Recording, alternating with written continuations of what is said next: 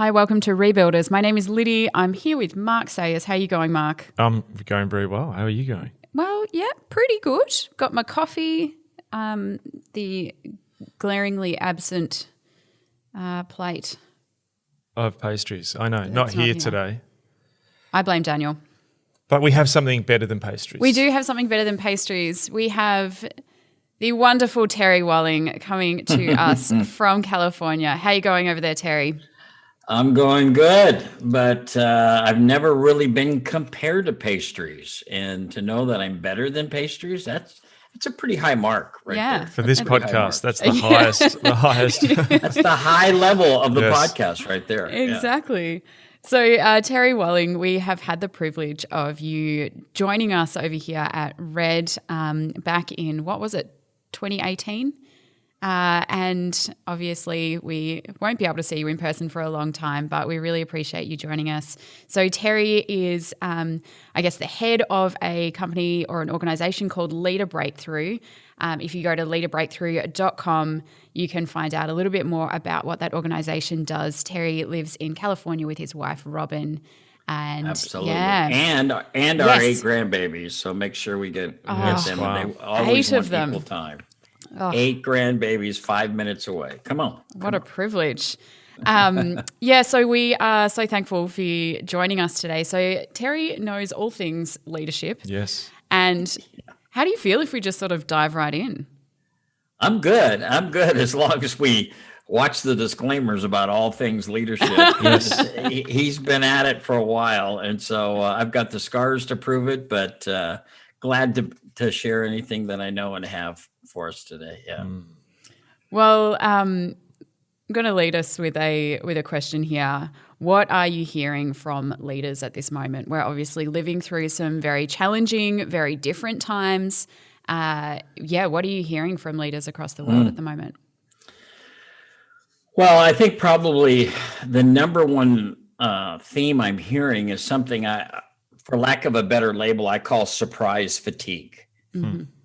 I think everybody, because of the pandemic worldwide in all different situations and all different forms, kind of said to themselves, let's make it through 2020 and we'll be fine. Let's just get through this year and everything will actually work out. Only to find out that, depending on country and where you are in the stance, that, you know what, the year turned and everything's still not fine. And there's still tons of adjustment. There's still tons of things going on that people are having a hard time coping with and explaining. And then there's also a lot more demands on people because are we going back? Are we going forward? How do we actually now kind of reconvert ourselves back into what we're supposed to be?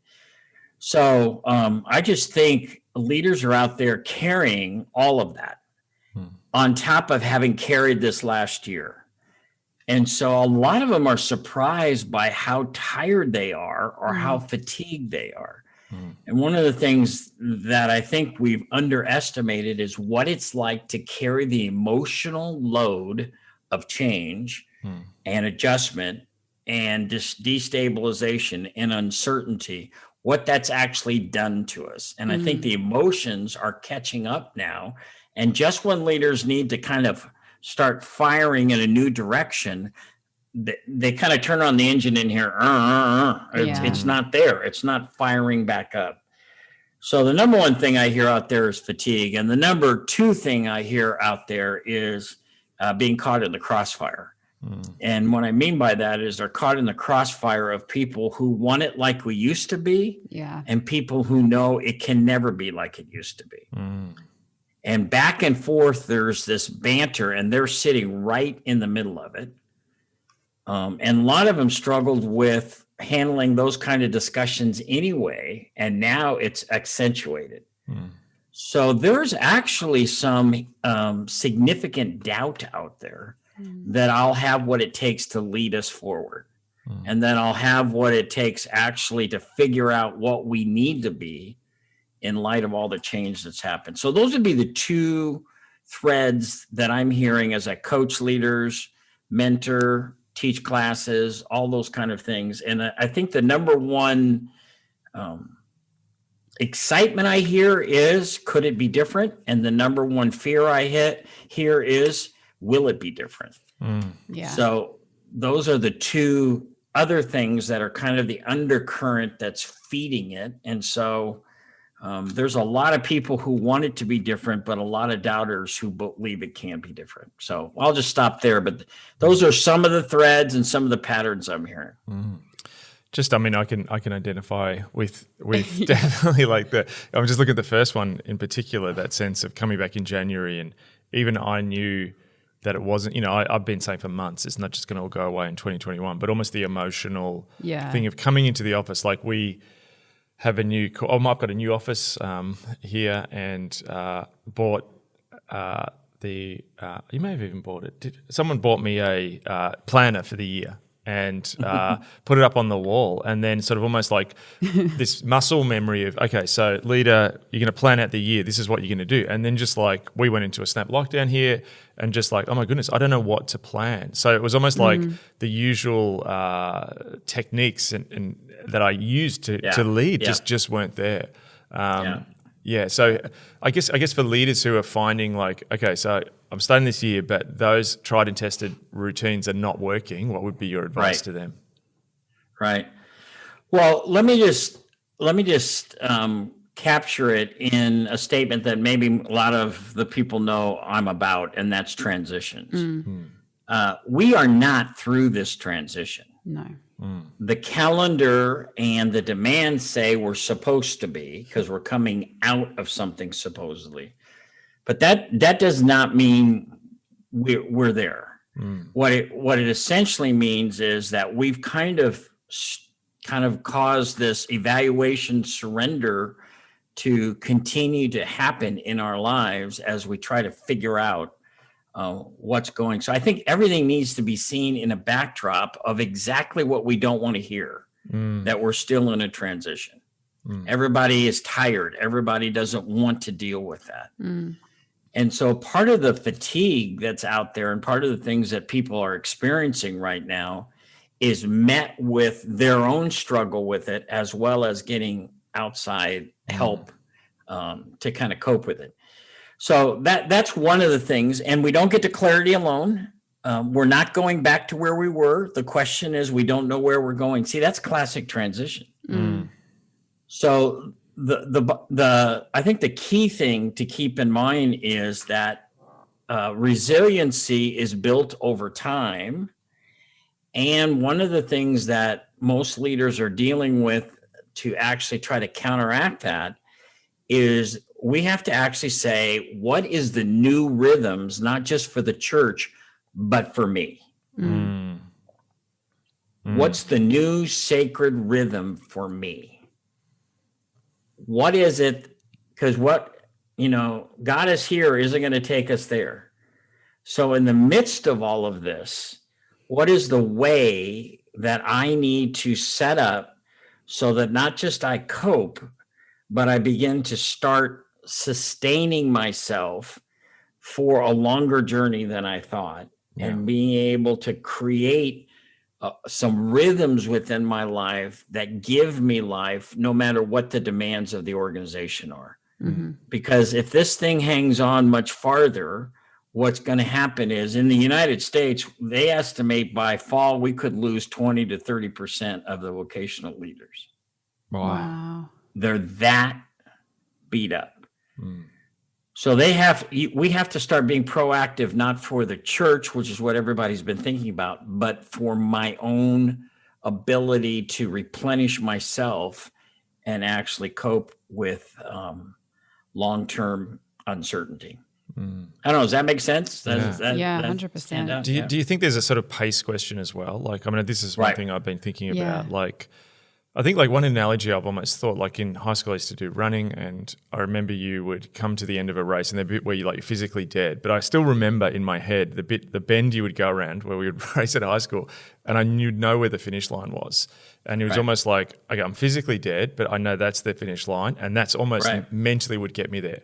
It's almost like what I feel now. It's like, I've got to that bit, or leaders against that bit where it's like, man, I'm just spent, but I don't even know where the finish line is. Like, is it another mile? Is it, Totally. And so what happens is leaders often medicate at that point. So what they typically do is find other ways because they can't find the certainty anymore that this thing is either going to end, or I know even how long it's going to go. So they will binge, they will go off on different things.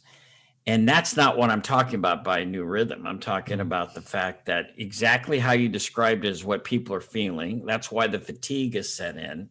So now what does a sacred rhythm look like in that space? Yeah. What does it look like when I work on the 4 key areas of a leader? And it's kind of their base. And by the way, for most leaders, this is what's eroded. What's it look like socially? What's it look like physically? Actually, the physical body. What's it look like emotionally? And what does it look like strategically? Now, people are going to say immediately, well, we're spiritual. Well, I'm operating with the fact of, okay, we're trying to pay attention to spiritual, but don't forget these other parts of the base. And I'll never forget an article I read of a key leader here in the United States who had everything right spiritually and put his head down on the desk and was spent, was gone. Was closer to God than he ever. Ministry was going better than it ever had, and he was gone. He was in burnout. And so, what does sacred rhythm look like with social? What does sacred rhythm look like with your physical caring for your body? What does it look like emotionally when you sit down with somebody and process some of the things you're feeling? And what does it look like strategically? In other words, what does it look like? What is God teaching me? And where am I going in the midst of all this uncertainty? Bobby Clinton and all the research would say that's your base. And a lot of times when there's cracks in the base, no matter how strong you are spiritually, you still can't cope. So I'll stop there. But anyways, that's how you actually start forming that rhythm around making sure all the needs are taken care of with the person. So great. Just jotting a few things down as we're talking. So we are obviously in a transition, a significant transition, a long one. How do we not leave this transition without having learnt something aside from it's been long, and we're pretty depleted? What do we learn from Well, let me this? throw it back to you, Lydia. How do you think? See, I'm a coach. I ask people, and how do you, as a leader, see getting all you can out of a transition? Because that's one of my principles. Instead of fighting a transition, get all you can out of it. What causes somebody like you to stay in the game? Oh, that's a big question. I think for me, coming back to what got me here in the first place, why am I actually here? Was this a choice that I made because it sounded like a good idea at the time, or was it a set of circumstances that I can not even imagine putting together myself? Was it God that got me here? And if he wants me here, then I'm going to keep going. And what do I need to do to keep going well? And there's been a lot of times in this last year where I've had to ask that question and had to change some things and had to put some things in place. And I'm still trying to do that. Yeah. So. Well, you nailed it. Yeah. You definitely nail one, because one of the ways you get the best out of it is return to your call. Yeah. Okay. In other words, let him refine your call. God, what are you actually adding to my call? You may be adding perseverance and strength and courage. Return back to that call. And almost like Paul, he who began this good work, when he told the church in Philippians, you are doing this work. I am not doing your work. You are doing your work in me. And I return back to it not because you need me, I need you. And you called me, and therefore I align with you. So one is returning back to your call. Second of all, is returning back to how this thing works. How this thing works is this idea of God is always at work, and our call is to align with that work. Yeah. So 1, how did I get into this work? 2, what is your work, even in the midst of this time? Give me, Lord, eyes to see and ears to hear what you're at work doing. And then the trifecta, the third is make sure that you have a place where even though you're giving to other people, not only are people giving to you, but they're actually helping you process what you're experiencing. Yeah, that's good. So leadership development is time analysis up against, in other words, it's understanding the time in which you're living up against 2 key factors, processing and response. So what is going on is we think a pandemic is going on or a transition is going on or this all stuff. No, what's going on is God is using this very moment to shape each one of us. So I need an outlet to process, and I need actually then some time to actually think of my response. So that's how you stay in, as opposed to just being swept along. Yeah, it's good. It's not easy work. It's actually intentional work. And it now is the important and urgent basket for most leaders. Man, we're going to need to take an offering. Hear the boys preaching right now. Oh, well, but it comes from leaders' lives. It comes from lots of individuals who actually have tried to hear, well done, thou good and faithful servant. So part of that challenge, I think, in each one of us is to find our unique way, but still find our way based upon how others have found the way. Yeah. That's great. Daniel has a question that he'd like to throw to you, Terry. Question He does this. from the He breaks gallery. the third wall. Fourth wall. Fourth wall. Just on that, Terry, I know for myself personally, and I'm sure many other people, one of the big works God has been doing is letting go of control and letting go of the tangibles, I suppose, that we're used to, holding on to that to help navigate us, get us through different things. And so where God has asked us to place that on the altar, how do we, I suppose in what you're saying, that reflection, that processing, like if some of that stuff we've had to give over, how do we kind of step back into that space, or how do we do those kind of things without just taking back control again, or taking back our own time again, or striving towards figuring this out? Yeah. Great question, Daniel. Yeah, that's why I'm going to pitch it to Mark. No. I think probably my first reaction to that is it's not uncommon for God to bring up old issues when you confront new challenges. Oh, ain't that the truth? So you should not be surprised when old struggles kind of resurface in the midst of these kind of moments. And I think you need to see it differently, and I need to see it differently. So what God are you doing now, or allowing the old stuff to come back up again? And one of them is control. The other one is fear. So it's either one of those. Either I'm going to jump out and take control, or I'm going to be a victim and fear what's happening. Either one of those two. And typically, those are the net result of actually bringing back an issue that you may not have voiced for a while, but need to revoice. And what I mean by that is, take for an example, mine is approval. Some could be self-acceptance. Another one could be not measuring up, not having what it takes. People won't want it when I step out, whatever. Those are what I call your issue. And that issue is being used by God to dig deeper wells. So what you have to do is basically recognize, I'm feeling this again because it's pushing on that issue again. So God, I come back to you and again say it's yours. So not just the surface issue, the deeper issue. That's what I'm saying. The presenting issue kind of goes after a deeper issue. And Daniel, if it is control, you're coming back to, Lord, I need to revisit why I think in the midst of a crisis, it is so important that I be in control. What is that, Lord?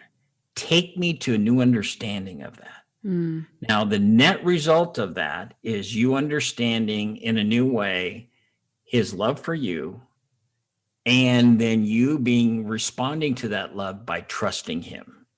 So here's what I say to sum it all up. It's always going to come back to trust, especially for leaders, and it's always going to be about his love. So does he love you in spite of your issue? A while back, he said yes. We got to get to a new place where you hear him say yes again. That's the deeper well. That's where you find him in new ways. And that's where, in some sense, there's spiritual authority to lead into the future. Cool. So good, Terry. So essentially, you're asking, I guess I'm just sort of trying to, I think, there's a lot of pastors and leaders who listen to rebuilders, and really there's an invitation here to reframe this moment from the great disruption, which it is, but actually an invitation to go to new, deeper levels. And actually all that stuff that's coming up is not to be pushed down. It's actually to be looked at during this time. Absolutely. And it's actually the potter shaping the clay, and it's actually recognizing that you could have been at a place of a dry well, and he knows that, and he's digging deeper. So remember my little axiom, take his invitation and go deep, because the only way you go wide or lead with greater influence is to go deeper in that intimacy with him. So this isn't a disruption. This is a transitional sovereign moment for us to go to a new place with him. And that ties then back in to see our other thing with the sacred rhythms. If you don't have shored up the base, then it'll be hard for you to actually go to that new place, because all these other things and needs you have will distract you away from it. But if you care for the cracks in the base, shore that up, then you can dig deeper and find him in new ways. It's great. I guess like a final question maybe is a lot of leaders listening, but also a lot of younger leaders. And, I think back to, that big study that was from that book, Soul Searching. And, it basically said that, it was looking at American young adults, but I think it's true for many other countries, that it didn't matter what religion they were from. Essentially, they saw the point of faith as to really deliver good experiences and to feel good. And God, was there to make you feel good. So there's this sense that this is really different what you're saying, because, a lot of people have seen, the pandemic, and I know, speaking to lots of young leaders who, are on that verge of not coming back, because it's been profoundly unenjoyable, profoundly painful, isolating. This is not making people feel good. And there's a sense where you're actually encouraging people and saying, hang on, the way that you've understood the world, that, hey, it's always going to feel good. Yes, if 2020 had been this non-pandemic year of just incredible, I don't know, chocolates falling from the sky. Or pastries. Or pastries, yes. Chocolate pastries, yes. Okay, all right. Yeah. Hang on, are we medicating with our pastries? That's the question I had You earlier. could be, but that's for another episode. Yeah, that's a whole mini-series. I'll jot that down. Yes. That there's a sense where if, again, I'm not saying God caused this, but if moments like this didn't happen, we wouldn't go as deep. Is that essentially what you're saying? Right. Well, I just, even though it sounds like I've got supposedly an answer for every question, this has been, I think, the toughest year for leadership. So if you're a leader out there, a pastor out there, struggling, wondering, considering even throwing it in and not going on, I totally get it. not only do I totally get it, I have felt it. Not only I have totally felt it, I have said, really, Lord, come on. So I just think let's not pass that authentic moment and say, this has been a tough go. And this has been extremely hard. But something happens in this moment that can't happen in any other moment. That's why God puts us in a transition. Something happens to you and me in these moments that can't happen in other moments, and that's why he's allowed it to happen. Even in the midst of that desperation, that kind of on the floor, crying out to God, hands up, enough. What are you doing? That is the formation moment that happens in a transition that doesn't happen when we're busy, crafting out sermons. And in that moment, here's probably the greatest encouragement I think I can give. In that moment, as we cry out to God, something happens in us, and then something happens transacted between him and us, meaning this. When we run to him in dependency, he now can trust us with more of his authority. And he can give to us more of his presence because it's now clear. Instead of running away from him, we've run toward him. He can trust us when we now move on from this, that if he gives us more of his presence, we will make it about him, not us. The reason we go through these moments is not simply because he enjoys straightening us out. The reason we go through this moment is so he can give to us what we've been longing for, more of him, as we seek to minister to others for him. Wow. Hang in there. Hang in there. And you won't even know. By the way, this is the mysterious thing about something called spiritual authority. You won't even know you have it, but others know. And when you touch leadership in the days ahead, you'll touch it differently. And even if they can't put words to it, there's a greater potential they'll follow you. Because they're not following you, they're following the fragrance of Jesus on you as he's giving you more of his presence. Oh. Really light stuff, huh? Oh, it's so good, Terry. So encouraging. Just really encourage those who are listening to, really chew over this stuff, sit with God, ask him what he's doing and what he's showing you through this transition. Also encourage you to head to leaderbreakthrough.com. That's leaderbreakthrough.com to find out more about what Terry Welling does. Terry, thank you so much for joining us. It's been fun. I've got a lot of notes to look over for myself. Thank you, Mark. I just soaked it up today. That's Great. all I did. Sponge man over here. Hey, we got to correct that next time. I talked to Sponge Mark SquarePants is what I will now call you. Just for today. That's it for today. Catch you next time.